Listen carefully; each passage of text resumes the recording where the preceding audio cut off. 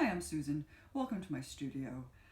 Before I get started on taking you a tour of the space, I want to just tell you a little bit about my work.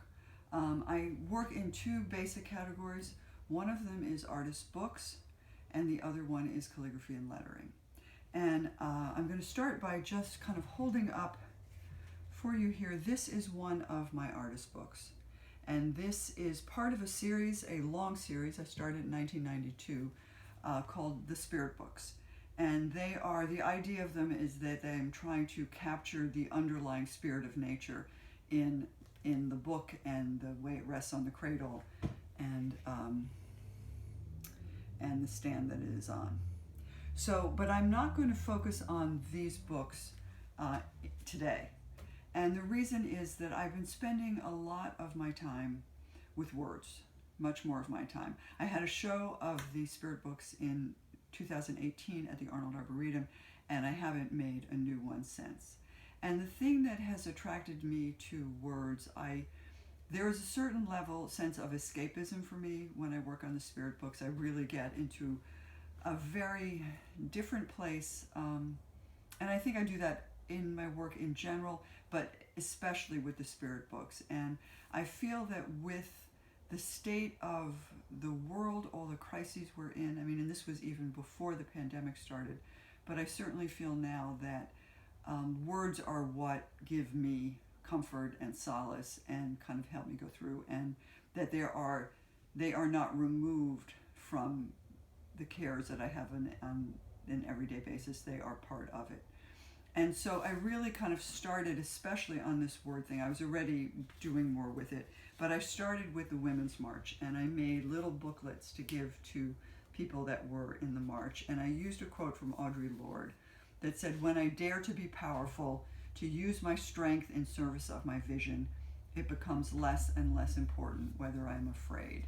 And so starting with that led me into a series that I did in 2017, called Words for Our Time.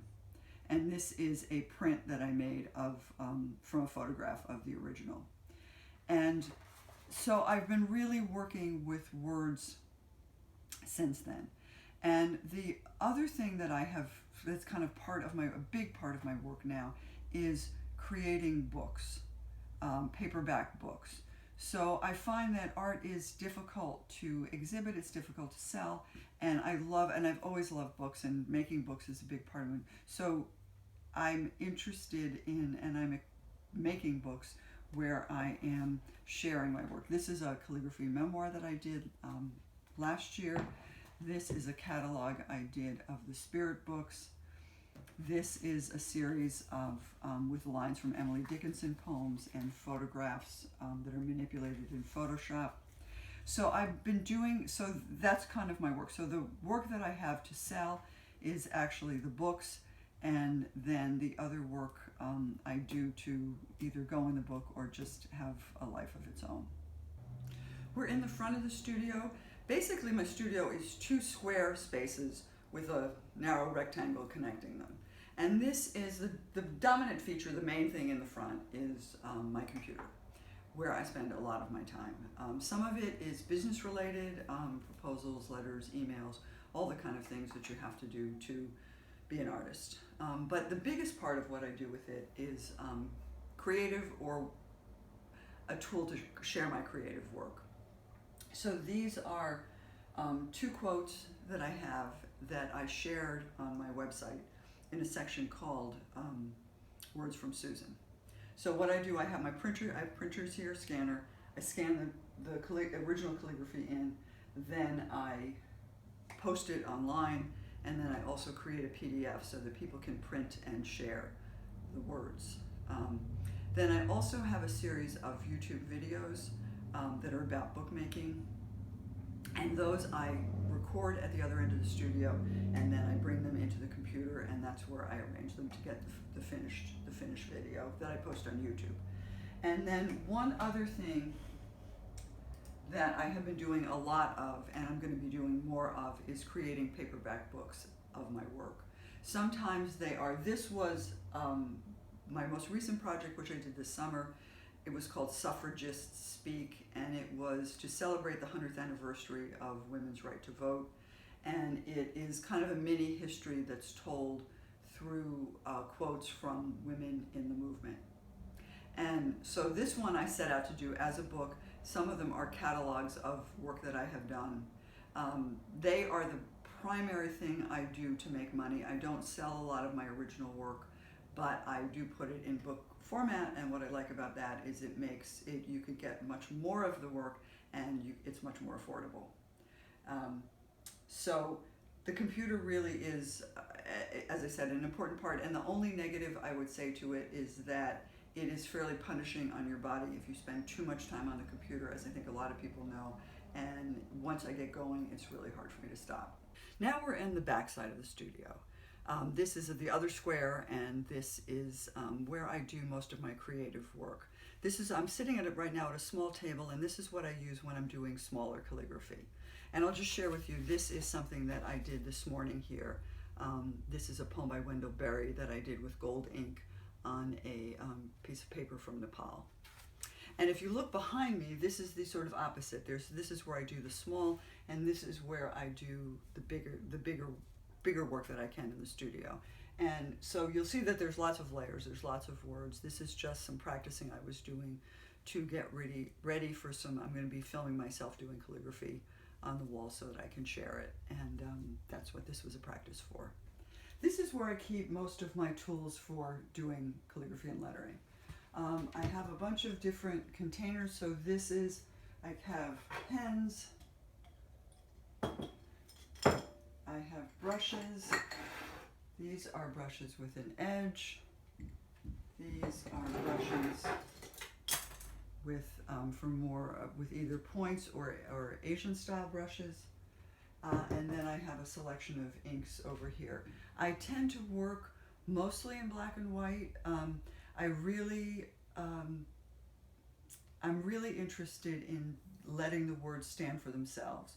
And so in the beginning of my doing calligraphy, which was like 42 years ago, but in the beginning years, I did a lot with color. I did a lot with building up backgrounds and kind of painting behind them, some illustration. And now I really just want to let the words speak for themselves. So I try to do them as directly and simply as possible. And a lot of my work is done in black and white, which I think is the most, in a way, the most powerful way of presenting words. I'd like to show you just a few samples of my calligraphy and talk about the tools that I use to make them. So this is something that I did for the winter solstice, the summer solstice. I don't know why I keep mixing them up. This is the summer solstice, and I wanted to use gold because I wanted to have a lightness, kind of a shine to it for the longest day. I have a email list, and I send out messages to celebrate the seasons and also news about my exhibits and art activities. So you're welcome to sign up for that on my website. For this, I used Dr. P.H. Martin's Spectralite. This is a liquid acrylic, and it says it's 18 karat gold. It's got a beautiful shine to it. And then I used a Hero Leonard nib. They call this the Blue Pumpkin. And it's got a narrow point, and it's somewhat flexible. And then I will write kind of on anything. So this is something that I did for Earth Day on a paper bag, to quote from Rilke. And for that, I used a Pilot Parallel pen, which has a lot of variety. You can get different size nibs. And then this is a cartridge pen. So you can either fill the cartridges yourself or buy the cartridges. And the handy thing about this, so this is nice to have if sometimes you're not in a situation where you want to deal with a bottle of ink and stuff. So this is nice for that. If you want to make it really simple, you can use a marker. And this is kind of one of my new favorite tools. It's a Zig Calligraphy Marker. I used it's got a narrow one on one end and a thicker one on the other. And I used the thick nib, the wide nib, to do this. This was in the Suffragists Speak series that I did. Sometimes I like to put white on a colored background. This is a handmade paper from India. This I used a speedball nib, which is probably the easiest kind of a nib to find. So this is the pen holder, and then it's stuck in here so I can't show you. Here's another one, but you can pull the nib out. So you get the holder and the nibs separately. And for that I used Dr. Martin's Blue Proof White. This is a piece I did. This is done with a brush lettering, so rather everything else I've shown you has been a pen that has a broad edge to it. This is a brush. And this is another cartridge pen. So it's got a cartridge in here, and this is from Japan, and it's got a brush instead of a metal end, what we would normally expect in a pen. And then the last thing I'm going to show you is this piece here. And this is something that I did for reproduction. So I used a speedball nib, narrower than the other one, and I used Higgins Eternal ink. And I've put it in this little kind of container here. I got this idea from a workshop with Mike Gold. You'd be surprised. You would think that you would be really careful and you would never knock over your ink bottle, but that's not necessarily true. So this is a nice way. It gives it some weight and stability, and it's less easy to knock over. The Higgins Eternal ink is something that flows really nicely, but it doesn't give you a terribly dark black. So if I were doing something original that I wanted black, I would not use this, but it's perfect for reproduction because when you scan it in, it will, if you scan it in at like a text or black and white setting, you will get black, you know, it doesn't matter that it's a little bit gray, it will scan in black.